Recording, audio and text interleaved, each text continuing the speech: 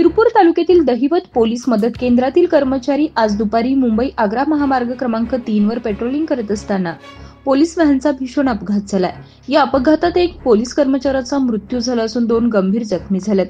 मिळालेल्या माहितीनुसार दहिवत पोलीस मदत केंद्राची पेट्रोलिंगसाठी नियुक्ती केलेली पोलीस गाडी क्रमांक MH18BX 0232 महामार्गावर वेगाने जात असताना अचानक पुढील टायर फुटला।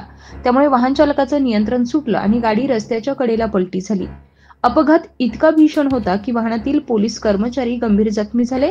त्यातील पोलीस अंमलदार नवली सिंग वसावे यांच्या उपचारादरम्यान मृत झाला आहे, तर अनिल पारधी प्रकाश जाधव हे कर्मचारी गंभीररित्या जखमी झालेत।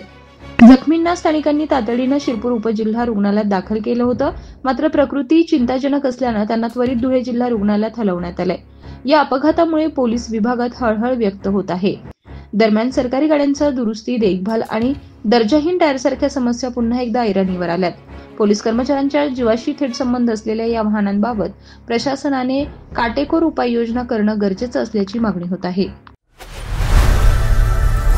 लोकनायक न्यूज